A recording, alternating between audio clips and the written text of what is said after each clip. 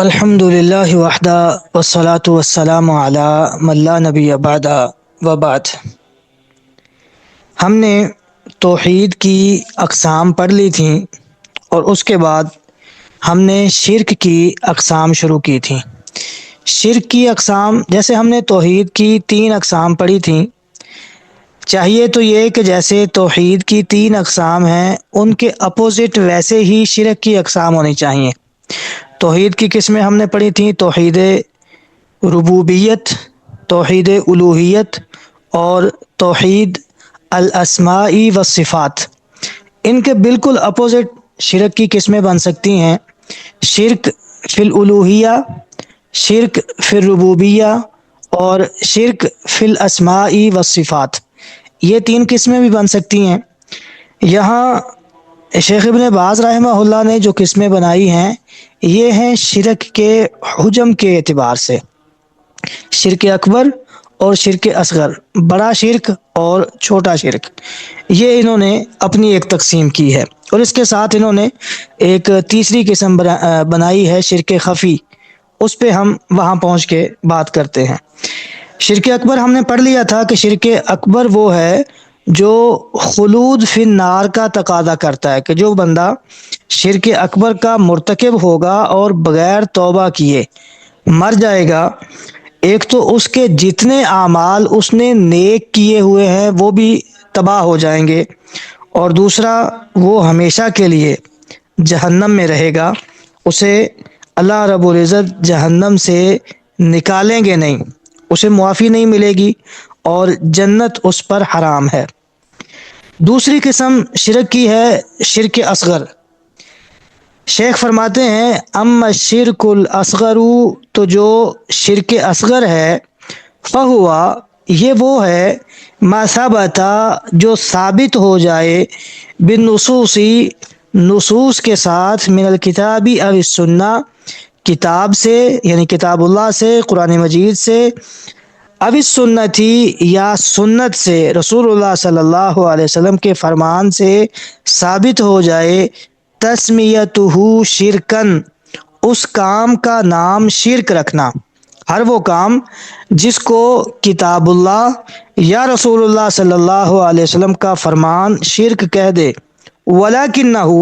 اور لیکن وہ، لیسا، نہ ہو، من جنس شرک الاکبری، شرک اکبر کی جنس سے۔ وہ کام جسے کتاب و سنت شرک کہہ دیں وہ شرک اصغر کہلائے گا، اگر وہ شرک اکبر کے درجے کا نہیں ہے۔ شرک اکبر سے مراد یہ ہے جو ہم پہلے پڑھ چکے ہیں کہ آپ کسی کو اللہ تعالیٰ کے کسی حق میں کسی کو اٹھائیں اور اللہ سبحانہ و تعالیٰ کے برابر کر دیں۔ آپ کسی کی عبادت کرنے لگ جائیں،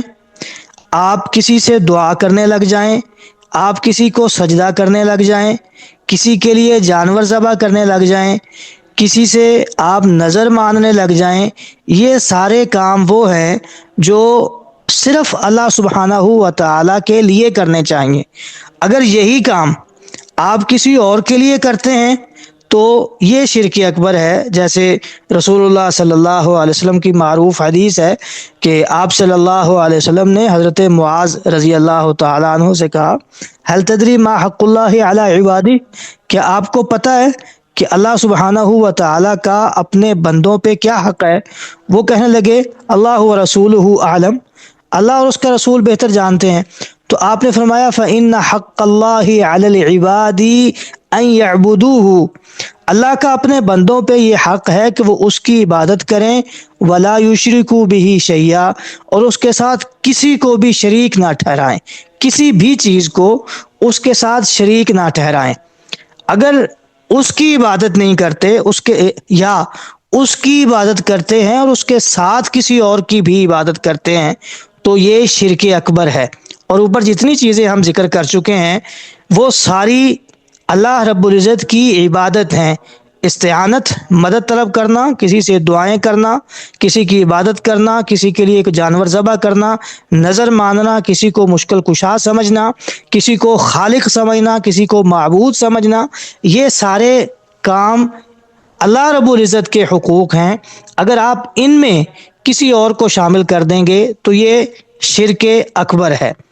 اس کے علاوہ کوئی بھی آپ ایسا کام کرتے ہیں جو اس لیول کا نہیں ہے لیکن کتاب و سنت میں اسے اگر شرک کہا گیا ہے تو وہ شرک اصغر کہلائے گا۔ کر ریائی، جیسے ریاکاری ہے، فی بعض الاعمال، کچھ اعمال میں، کچھ اعمال میں تھوڑی بہت ریاکاری، یہ شرک اصغر کہلائے گی۔ اگر مکمل طور پہ عمل کسی اور کے لیے ہے، اللہ سبحانہ و تعالی کے علاوہ کسی اور کے لیے عمل کیا جا رہا ہے شروع سے ہی، تو وہ شرک اصغر نہیں ہے، وہ شرک اکبر ہوگا۔ یہاں ہے کر ریاء فی بعض الاعمال، عمل کے کسی حصے میں ریاکاری موجود ہے، پورے کا پورا عمل آپ نے شروع اللہ کے لیے کیا لیکن کہیں پہ ریاکاری طاری ہو گئی، بعد میں آپ کے دل میں یہ چیز پیدا ہو گئی، تو یہ شرک اصغر میں آئے گی۔ والحلفی بغیر اللہ، اور اللہ سبحانہ و تعالی کے علاوہ، یہ لفظ الحلف بھی پڑھا جا سکتا ہے اور الحلف بھی پڑھا جا سکتا ہے۔ والحلفی بغیر اللہ،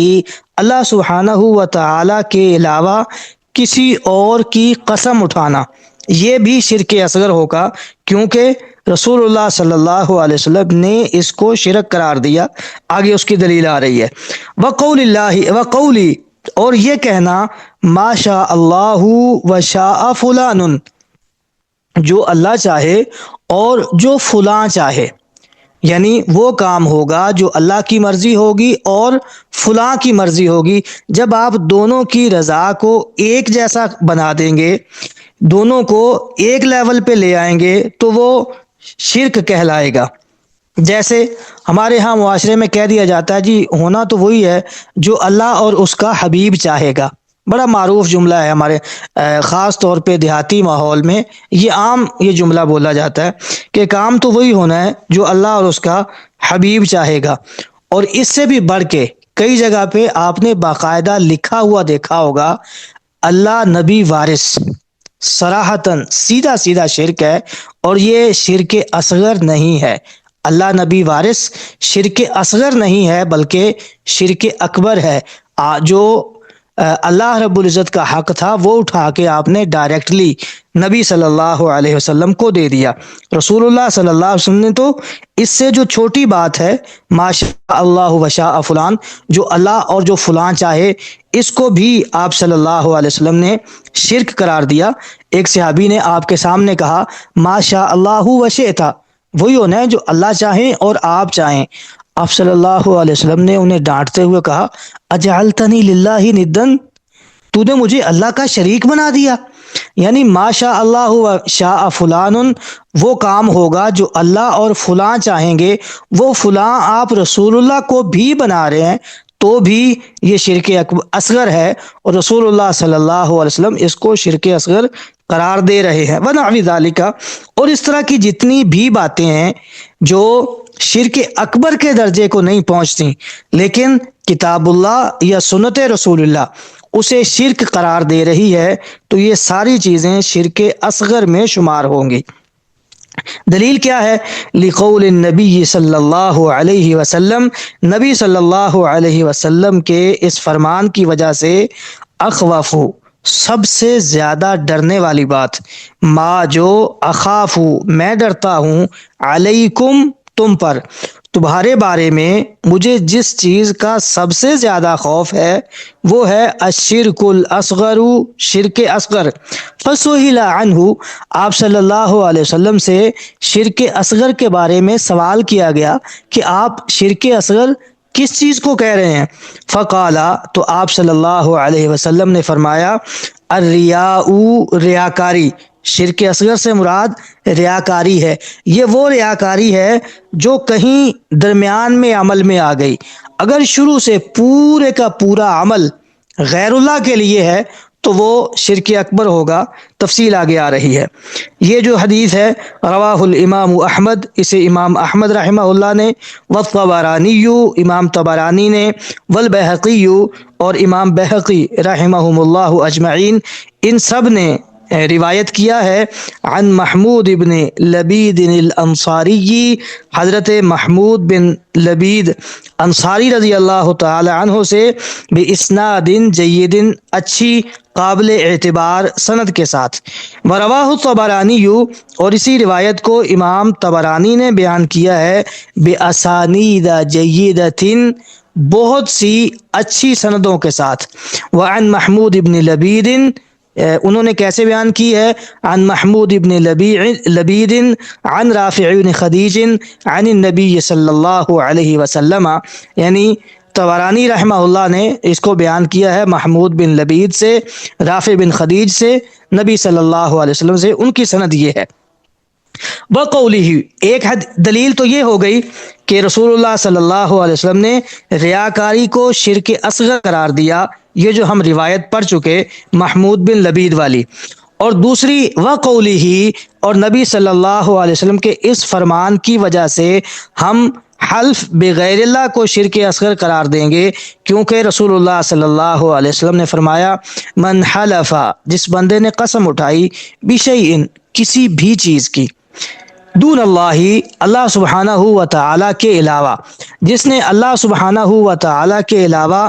کسی کی بھی قسم اٹھائی، فقد اشرکا، اس نے شرک کیا، جس نے اللہ سبحانہ و تعالی کے علاوہ کسی اور کی قسم اٹھائی، وہ کوئی چیز ہو، کوئی ماں کے سر کی قسم اٹھا رہا ہے، کوئی اپنے بچے کے سر کی قسم اٹھا رہا ہے، کوئی اپنے کسی عزیز کی، اسے کسی کو خوش کرنے کے لیے کہا جا رہا ہے تمہارے سر کی قسم، یا رسول اللہ صلی اللہ علیہ وسلم کی قسم، کسی بھی چیز کی اللہ سبحانہ و تعالی کے علاوہ اگر آپ قسم اٹھاتے ہیں تو رسول اللہ صلی اللہ علیہ وسلم کے فرمان کے مطابق یہ شرک ہے، اور یہ شرک اصغر تب ہے جب آپ اس کو صرف قسم کے طور پہ لے رہے ہیں۔ بعض اوقات یہ ہوتا ہے کہ ہمارے معاشرے میں لوگ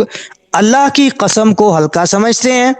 اور کسی اور کی قسم کو زیادہ سخت سمجھتے ہیں۔ آپ اگر دیہاتی ماحول سے واقف ہیں تو کہیں کسی کے سے کہا جائے کہ قسم اٹھا دیں تو وہ آسانی سے اٹھا دیں گے، لیکن اسے کہیں کہ فلاں دربار کا جا کے کنڈا کھول دو تو وہ نہیں جائیں گے، سچی بات بتا دیں گے، ادھر نہیں جائیں گے۔ وہ ان لوگوں کو اللہ سبحانہ و تعالی سے زیادہ اہمیت دے کے بیٹھے ہوتے ہیں۔ اگر اس طرح کی کیفیت ہے تو پھر یہ صرف قسم نہیں ہے، بلکہ سیدھا سیدھا اللہ رب العزت کا مقام و مرتبہ انہیں دوسروں میں انہوں نے تقسیم کر دیا، تو یہ شرک اکبر بن جائے گا، کیونکہ یہاں صرف قسم نہیں ہے، قسم کے پیچھے عقیدہ موجود ہے کہ ان لوگوں کی قسم اٹھانے سے، جھوٹی قسم اٹھانے سے زیادہ نقصان ہو سکتا ہے اللہ رب العزت کی جھوٹی قسم اٹھانے سے۔ حالانکہ حضرت عبداللہ بن عباس رضی اللہ تعالیٰ عنہ کہتے ہیں، اللہ سبحانہ و تعالیٰ کی جھوٹی قسم اٹھانا یہ کم تر درجے کا گناہ ہے کسی اور کی سچی قسم اٹھانے سے۔ حالانکہ جو اللہ رب العزت کی جھوٹی قسم اٹھانا ہے اس کے بارے میں رسول اللہ صلی اللہ علیہ وسلم نے فرمایا، فَإِنَّهَا الْحَالِقَةُ، یہ تو ایسے ہے جیسے کسی چیز کو مونڈ کے رکھ دیتی ہے، انسان کے دین کا بیڑا غرق کر کے رکھ دیتی ہے۔ لیکن اس سے بھی بڑا گناہ ہے کہ آپ اللہ سبحانہ و تعالیٰ کے علاوہ کسی اور کی سچی قسم اٹھائیں، اور ہمارے معاشرے میں اللہ سبحانہ و تعالیٰ کی قسم تو آسانی سے اٹھا جاتے ہیں، لیکن جب کسی اور کی قسم اٹھانے کا کہا جائے تو وہ اس کو مطلب اتنا زیادہ احترام کر رہے ہوتے ہیں کہ اس کی قسم اٹھانے کی طرف نہیں جاتے۔ اس سے میں یہ نہیں ثابت کر رہا کہ کسی اور کی قسم اٹھا لینی چاہیے، بلکہ یہ ثابت کرنا چاہتا ہوں کہ وہ اللہ رب العزت کی قسم اٹھانے سے بڑھ کے دوسروں کو ویلیو دے رہے ہوتے ہیں کہ اللہ رب العزت کی تو جھوٹی قسم اٹھائی جا سکتی ہے لیکن کسی اور کی جھوٹی قسم نہیں اٹھائی جا سکتی۔ رواہ الامام احمد باسناد صحیح، یہ جو حدیث ہے اس کو امام احمد رحمہ اللہ نے صحیح سند کے ساتھ عن عمر بن الخطاب رضی اللہ عنہ، عمر بن خطاب رضی اللہ تعالی عنہ سے بیان کیا ہے۔ ورواہ ابو داود، ابو داود رحمہ اللہ نے، والترمذی باسناد صحیح، انہوں نے صحیح سند کے ساتھ اسے روایت کیا ہے، من حدیث ابن عمر، ابن عمر رضی اللہ تعالیٰ عنہ کی حدیث سے، عن النبی صلی اللہ علیہ وسلم، وہ نبی صلی اللہ علیہ وسلم سے بیان کرتے ہیں، انہو قال، کہ رسول اللہ صلی اللہ علیہ وسلم نے فرمایا، لا تقولوا، تم نہ کہو، ما شاء اللہ و شاء فلان، کہ وہ ہوگا جو اللہ چاہیں گے، و شاء فلان، اور فلاں چاہے گا، ولیکن قولوا، اگر کہیں آپ کچھ ایسا کہنا چاہتے ہیں تو یہ کہیں، ما شاء اللہ، جو اللہ چاہیں گے، ثم شاء فلان، پھر فلاں چاہے گا، یعنی اللہ اور کسی دوسرے کی مشیت کو ایک لیول پہ اکٹھا نہ کریں، ایک ہی مرتبے میں نہ لائیں، بلکہ اللہ رب العزت کی مشیت کو بلند رکھیں، اور اس کے بعد جس نے بھی وہ کام کرنا ہے اسے اس کی مشیت کے تابع کر لیں، کیونکہ حقیقت یہ ہے جیسے اللہ رب العزت نے فرمایا، وما تشاءون الا ان یشاء اللہ، جب تک اللہ سبحانہ و تعالی نہ چاہیں ہم تو کچھ چاہ بھی نہیں سکتے۔ تو جس بندے کی مشیت اللہ کی مشیت کے تابع ہے، اللہ کی مرضی کے تابع ہے، ہم ان دونوں کی مشیت کو، ان دونوں کی رضامندی اور چاہت کو ایک درجے پہ کیسے رکھ سکتے ہیں؟ اس لیے جہاں یہ کہنا پڑ جائے، جہاں آپ اس طرح کی کوئی سی بات کا اظہار کرنا چاہتے ہو، وہاں اللہ سبحانہ و تعالی کی مشیت کو بلند رکھیں کہ جو اللہ چاہے اور اس کے بعد جو فلاں صاحب چاہیں گے وہ کام ہو جائے گا۔ اخرجہ ابو داود، اس حدیث کو امام ابو داود نے باسناد صحیح،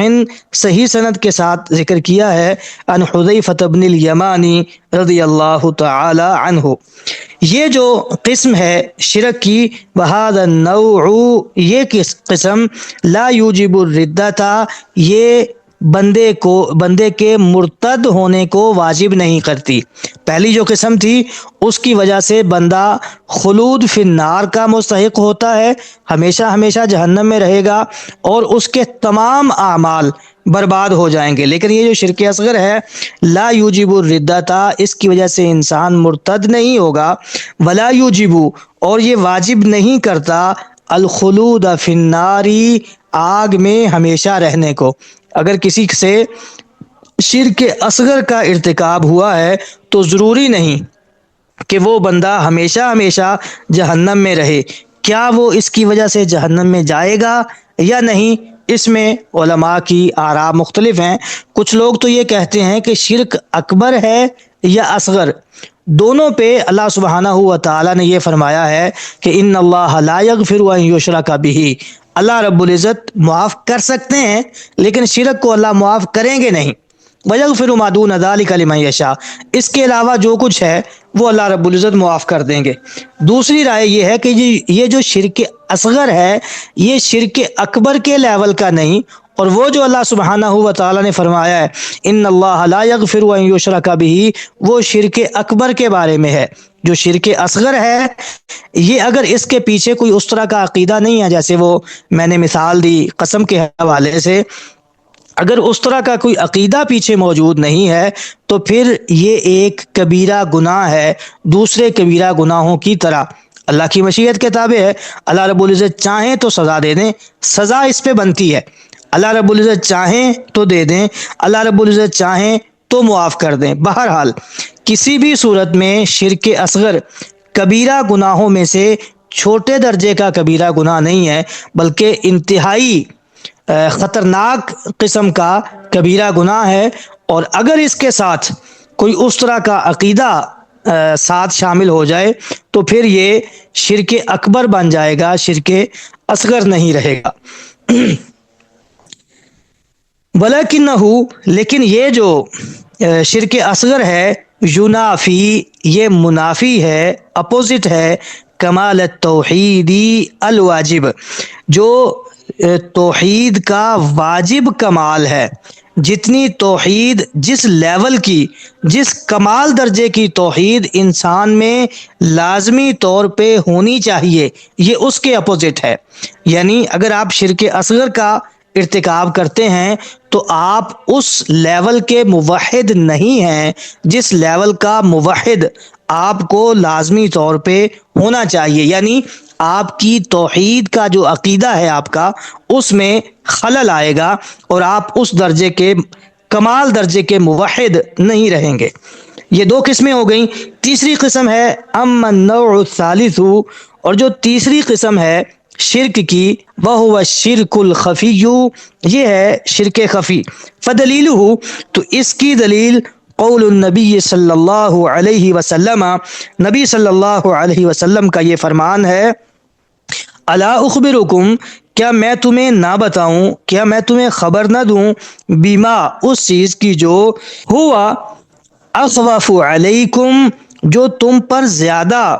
جس کا خوف ہے، عندی، میرے نزدیک، میرے نزدیک جو زیادہ خوف والی چیز ہے، زیادہ خطرناک چیز ہے، من المسیح الدجالی، مسیح الدجال سے،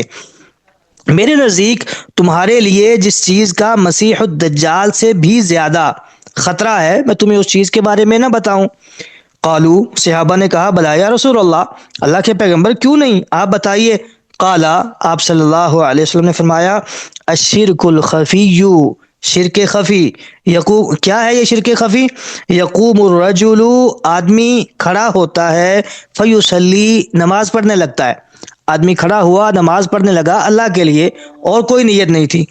فیزین، لیکن درمیان میں کسی نے اسے دیکھ لیا کہ یہ نماز پڑھتا ہے، یا شروع میں کوئی دیکھ رہا تھا، اب نماز اس نے پڑھنی تھی، اللہ رب العزت کے لیے نماز پڑھنی تھی اور کوئی اسے دیکھ رہا تھا، فیزین، تو یہ نماز کو مزین کرنے لگتا ہے، خوبصورت بنانے لگتا ہے، لمبی کرنے لگتا ہے صلاتہ، اپنی نماز کو، کیوں؟ لما یرا، اس وجہ سے جو یرا، یہ دیکھ رہا ہے، من نظر الرجل، آدمی کی نظروں کو، آدمی کے دیکھنے کو، الیہ، اس کی طرف، یہ دیکھ رہا ہے کہ فلاں صاحب مجھے نماز پڑھتے ہوئے دیکھ رہے ہیں، تو یہ اپنی نماز کو خوبصورت بنانے لگ جاتا ہے، نماز کو لمبی کرنے لگتا ہے، زیادہ بہتر اور اچھے انداز میں نماز پڑھنے لگتا ہے، تو یہ شرک خفی ہے۔ اس کو رسول اللہ صلی اللہ علیہ وسلم اس لیول کی جو ریاکاری ہے، اس کو شرک خفی قرار دے رہے ہیں۔ اگر نماز سرے سے کسی اور کے لیے ہے، نماز اس نے اللہ کے لیے پڑھنی ہی نہیں، وہ پڑھ ہی صرف اس لیے رہا ہے کہ کسی اور کو خوش کیا جا سکے، تو پھر وہ شرک اصغر نہیں رہے گا بلکہ شرک اکبر بن جائے گا۔ رواہ الامام احمد، اس حدیث کو امام احمد رحمہ اللہ نے روایت کیا ہے، فی مسندہ، اپنی مسند امام احمد نے میں، عن ابی سعید الخدری، حضرت ابو سعید خدری رضی اللہ تعالی عنہ سے۔ اب شیخ بات کر رہے ہیں شرک کی تقسیم پہ۔ پہلے میں نے شروع میں بات کی تھی کہ ہونا تو یہ چاہیے تھا کہ جیسے توحید کی 3 قسمیں ہیں، بالکل ان کے اپوزٹ شرک کی بھی 3 قسمیں بنا دی جائیں۔ توحید کی پہلی قسم تھی توحید الربوبیہ، اس کا اپوزٹ ہو جائے شرک فی الربوبیہ۔ دوسری تھی توحید الالوہیہ، اس کا اپوزٹ بنا دیا جائے شرک فی الالوہیہ۔ تیسرے نمبر پہ تھی توحید الاسماء والصفات، اس کے اپوزٹ بنا دیا جائے شرک فی الاسماء والصفات۔ لیکن انہوں نے اس تقسیم کی بجائے شرک کے حجم کو لیا کہ کون سا شرک ہے جو مخرج من الملہ ہے، کون سا شرک ہے جس کا ارتکاب کرنے کی وجہ سے بندے کے سارے اعمال ضائع ہو جائیں گے اور وہ ہمیشہ کے لیے جہنم میں چلا جائے گا اور وہ دین سے خارج ہو جائے گا۔ جو اس لیول کا شرک ہے اسے انہوں نے شرک اکبر قرار دیا، اور جو اس سے چھوٹے لیول کا شرک ہے اسے انہوں نے شرک اصغر قرار دیا، جو کم از کم کبیرہ گناہوں میں سے بہت بڑا کبیرہ گناہ ہے۔ اور تیسری قسم انہوں نے بنا دی شرک خفی کی۔ تو شرک خفی جو ہے یہ صرف شرک اصغر میں نہیں ہوتا بلکہ یہ دونوں میں ہو سکتا ہے، اس پہ یہ بات کر رہے ہیں۔ کہتے ہیں وَيَجُوزُ، اور یہ بھی جائز ہے، أَن يُقَسَّمَ الشِّرْكُ، کہ شرک کو تقسیم کیا جائے، إِلَى نَوْعَيْنِ فقط، صرف 2 قسموں میں۔ یہ بھی درست ہے کہ شرک کی 2 قسمیں بنائی جائیں، اکبر و اصغر، شرک اکبر اور شرک اصغر۔ یہ اگر نوعین سے بدل بنائیں تو اس کو ہم پڑھیں گے اکبری و اصغری، اور اگر ہم یہاں محذوف نکالیں احدہما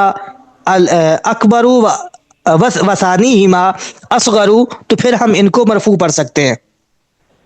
یہ کہتے ہیں اما الشرک الخفی، جو شرک خفی ہے جس کو انہوں نے تیسری قسم بنایا تھا، فإنہ یعمہما، یہ شرک کی ان دونوں قسموں کو شامل ہے، شرک خفی شرک اکبر میں بھی ہو سکتا ہے، شرک اصغر میں بھی ہو سکتا ہے۔ فَيَقَعُ فِي الْأَكْبَرِ، یہ شرک خفی واقع ہو سکتا ہے فی الاکبری شرک اکبر میں، کا شرک المنافقین، جیسے منافقین کا شرک ہے۔ منافق دل سے تو مانتے نہیں، نماز پڑھ رہے ہیں، پوری کی پوری نماز پڑھ رہے ہیں، کیا وہ اللہ کے لیے ہے؟ سرے سے ان کی نماز، ان کے روزے، ان کا جہاد، ان کا کوئی بھی نیک عمل اللہ کے لیے ہے ہی نہیں، صرف رسول اللہ کو راضی کرنے کے لیے، مسلمانوں کو راضی کرنے کے لیے، اپنی جان کو بچانے کے لیے وہ کلمہ بھی پڑھ رہے ہیں، وہ نماز بھی پڑھ رہے ہیں، روزے بھی رکھ رہے ہیں، سب کچھ کر رہے ہیں، لیکن تمام اعمال اللہ سبحانہ و تعالیٰ کے لیے نہیں، صرف لوگوں کے لیے ہیں۔ یہ سارے کا سارا شرک اکبر ہے، حالانکہ یہ ہے شرک خفی، سامنے نظر نہیں آ رہا۔ شرک جلی وہ ہے جہاں واضح طور پہ آپ کو نظر آ رہا ہے فلاں بندہ اللہ کے علاوہ کسی اور کے سامنے سجدہ کر رہا ہے، فلاں اللہ کے علاوہ کسی اور کے لیے ذبح کر رہا ہے، فلاں اللہ کے علاوہ کسی اور سے دعائیں کر رہا ہے، یہ شرک جلی ہے، واضح نمایاں نظر آ رہا ہے۔ اس کے مقابلے میں جو شرک ہے وہ شرک خفی ہے، وہ کو تھوڑی بہت ریاکاری آ گئی، یا جیسے یہ منافقین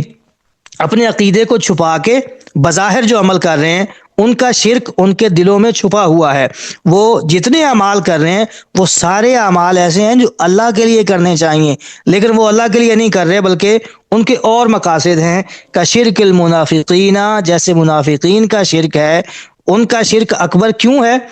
خفی ہے، چھپا ہوا ہے، لیکن اکبر کیوں ہے؟ لِأَنَّهُمْ يُخْفُونَ، ہم اسے خفی کیوں کہیں گے؟ لِأَنَّهُمْ يُخْفُونَ، کیونکہ وہ چھپاتے ہیں عقائدہم الباطلۃ، اپنے باطل عقائد کو، وَيَتَظَاهَرُونَ، اور وہ ظاہر کرتے ہیں بالاسلامی، اسلام کو، رِیاءً، لوگوں کو دکھانے کے لیے، ریاکاری کے لیے۔ وہ اپنے جو باطل عقائد ہیں انہیں چھپاتے ہیں اور اسلام کو ظاہر کرتے ہیں صرف ریاکاری کے لیے۔ مقصد کیا ہے؟ خوفاً علی انفسہم، اپنی جانوں کے خوف کی وجہ سے، انہیں ڈر ہے کہ کہیں مسلمان ہمیں مار نہ دیں، تو انہیں خوف کی وجہ سے بس انہوں نے اپنے عقائد کو چھپا لیا اور اسلام کو ظاہر کر رہے ہیں۔ دراصل وہ ہیں شرک پہ ہی، شرک اکبر پہ ہیں، لیکن اس شرک کو انہوں نے چھپایا ہوا ہے۔ اور اسی طرح وَيَكُونُ الشِّرْكُ الْأَصْغَرُ، اسی طرح شرک اصغر ہوتا ہے کَالرِّیاءِ، ریاکاری کی طرح، کما فی حدیث محمود بن لبید الانصاری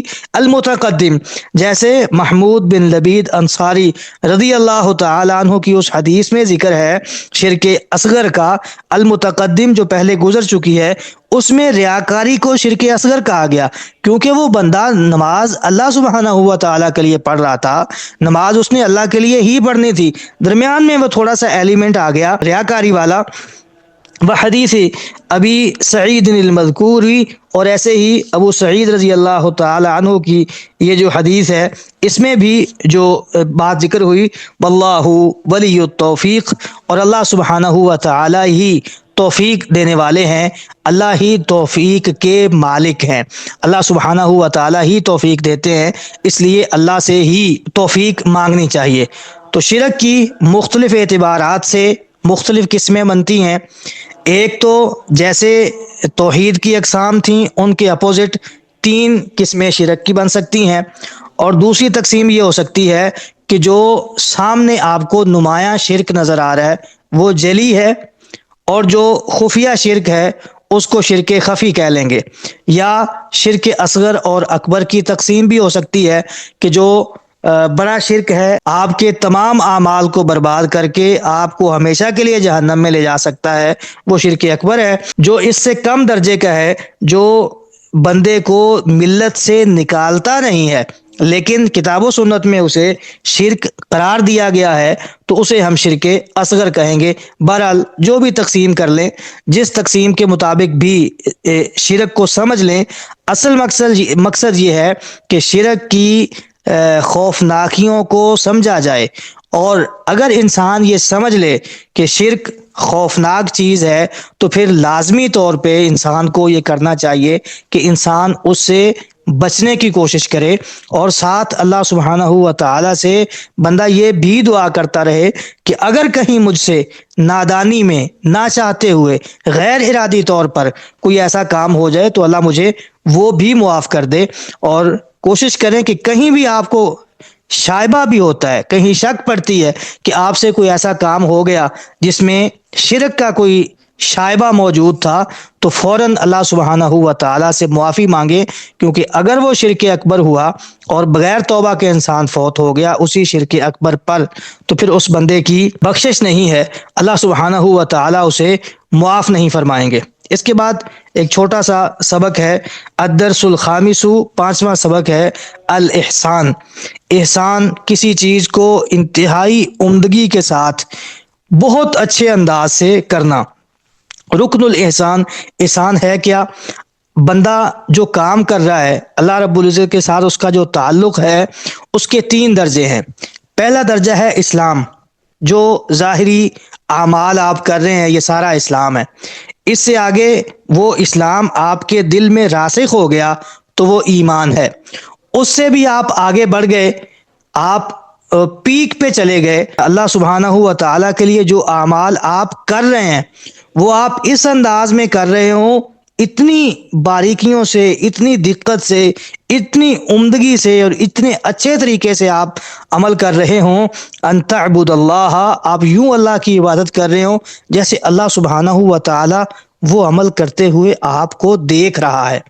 آپ کو کسی نے کوئی کام کرنے کا کہا ہے اور وہ کام آپ نے اس کی عدم موجودگی میں کرنا ہے، تو آپ کا کرنے کا انداز اور ہوگا۔ وہی بندہ اگر آپ کو دیکھ رہا ہے اور آپ اس کے سامنے وہ کام کر رہے ہیں تو لا محالہ آپ کا اس کام کو کرنے کا انداز، جو کوالٹی آف ورک ہوگی وہ بدل جائے گی۔ تو اگر آپ اللہ سبحانہ و تعالیٰ کی عبادت اس طرح کریں کہ آپ محسن بن جائیں، تو پھر یقین مانیے محسنین کے لیے اللہ سبحانہ و تعالیٰ نے بڑے انعام رکھے ہیں۔ اللہ سبحانہ و تعالیٰ نے محسنین کے لیے اس شرف کا اعلان کیا کہ اللہ تعالیٰ فرماتے ہیں ان اللہ مع الذین اتقوا، اللہ ان لوگوں کے ساتھ ہیں جو اللہ سے ڈرتے ہیں، والذین هم محسنون، اور جو لوگ محسنین ہیں، احسان کرنے والے ہیں، جو کام کو عمدگی کے ساتھ کرتے ہیں۔ ایسے ہی اللہ نے فرمایا والذین جاہدوا فینا، جو لوگ ہمارے راستے میں کوشش کرتے ہیں، لنہدینہم سبلنا، ہم ضرور انہیں اپنے راستے دکھائیں گے، وان اللہ لمع المحسنین، اگر کوئی احسان کے ساتھ، عمدگی کے ساتھ کام کرے گا تو ان اللہ لمع المحسنین، اللہ ایسے احسان کرنے والوں کے ساتھ ہے۔ اور اللہ رب العزت نے فرمایا ان اللہ یحب المحسنین، اللہ احسان کرنے والوں سے محبت رکھتے ہیں۔ اور اللہ نے فرمایا للذین احسنوا، جو لوگ احسان کرنے والے ہیں ان کے لیے قیامت کے دن کیا ہے؟ الحسنی، ان کے لیے بھی وہاں بھلائی ہے، بزیادہ، اور صرف بھلائی نہیں بلکہ بھلائی سے بڑھ کے بھی اللہ رب العزت نے ان کے لیے کچھ وہاں رکھا ہے۔ مفسرین اس کی تفسیر کرتے ہیں کہ للذین احسنوا، جو لوگ احسان کرتے ہیں انہیں ان کے احسان کا بدلہ ملے گا جنت کی صورت میں، وزیادہ، اور ان کے اعمال کے صلے سے بڑھ کے انہیں اللہ سبحانہ و تعالیٰ کا دیدار ملے گا۔ یہ احسان کرنے والوں کو اللہ سبحانہ و تعالیٰ کی اس طرح عبادت کرنے والوں کو کہ جیسے اللہ انہیں کام کرتے ہوئے دیکھ رہا ہے۔ رکن الاحسانی، الدرس الخامس پہ آئیں، رکن الاحسانی، احسان کا رکن کیا ہے؟ احسان کی جو مین چیز ہے احسان میں وہ کیا ہے؟ وہ یہ ہے ان تعبد اللہ، کہ آپ اللہ سبحانہ و تعالیٰ کی عبادت کریں، کا گویا کہ آپ تراہ، اللہ سبحانہ و تعالیٰ کو دیکھ رہے ہیں۔ آپ اللہ کی عبادت یوں کریں کہ جیسے اللہ سبحانہ و تعالیٰ آپ کے سامنے ہے، وہ آپ کا معبود ہے، آپ اس کے عابد ہیں، اس کے سامنے کھڑے ہو کے آپ اللہ کی عبادت کر رہے ہیں۔ تھوڑی دیر کے لیے یہ تصور کیجئے کہ اللہ سبحانہ و تعالیٰ آپ کے سامنے ہے اور آپ اس کے سامنے نماز پڑھ رہے ہیں، آپ نے جسٹ ایک سجدہ کرنا ہے، تو سوچئے اللہ سبحانہ و تعالیٰ کے سامنے کھڑے ہو کے ایک سجدہ کرنا ہو تو انسان چاہے گا کہ میری یہ ایک سجدہ میری پوری زندگی پہ محیط ہو جائے، میں اللہ سبحانہ و تعالیٰ کے سامنے سر رکھوں، اللہ اکبر، میں اللہ کے سامنے سر رکھوں اور دوبارہ کبھی اٹھاؤں نہ، وہیں اللہ میری زندگی ختم کر دے، اتنا لمبا اور اتنی عمدگی کے ساتھ میں سجدہ کروں، میں اس ایک سجدے میں وہ ساری دعائیں کر لوں جو مجھے آتی ہیں، جو مجھے مانگنا ہے میں ایک ہی سجدے میں سب کچھ مانگ لوں۔ اس لیول پہ جا کے آپ اللہ کی عبادت کریں تو یہ احسان ہے ان تعبد اللہ، کہ آپ اللہ کی عبادت کریں، کأنک تراہ، گویا کہ آپ خود اپنی آنکھوں سے اللہ کو دیکھ رہے ہیں۔ فإن لم تکن تراہ، اگر یہ تصور پیدا نہیں ہوتا، اس لیول پہ آپ نہیں جا سکتے کہ آپ یہ سوچیں کہ آپ خود اللہ کو دیکھ رہے ہیں، فإن لم، پس اگر فإن لم تکن، پس اگر نہیں ہے آپ تراہ، اللہ کو دیکھ رہے، فإنہ یراک، تو یہ تصور پیدا کر لیں کہ اللہ آپ کو دیکھ رہا ہے۔ اگر اس لیول پہ تو چلے جائیں کہ آپ اللہ کو دیکھ کے وہ کام کر رہے ہیں، پھر تو کیا ہی بات ہے۔ یہ اگر تصور پیدا نہیں کر سکتے، آپ اس لیول پہ نہیں گئے، تو اس جگہ پہ بھی آ جائیں، یہ تصور بھی کر لیں کہ اللہ سبحانہ و تعالی آپ کو دیکھ رہے ہیں، تو یہ بھی احسان کا ہی درجہ ہے۔ پہلا تو انتہائی پیک ہے، لیکن یہ بھی آپ اتنا تصور بھی پیدا کر لیں کہ اللہ سبحانہ و تعالی آپ کو دیکھ رہے ہیں، تو یہ بھی احسان ہے۔ اللہ رب العزت ہمیں توفیق عطا فرمائے کہ ہم بھی محسنین میں سے ہو جائیں۔ وباللہ التوفیق۔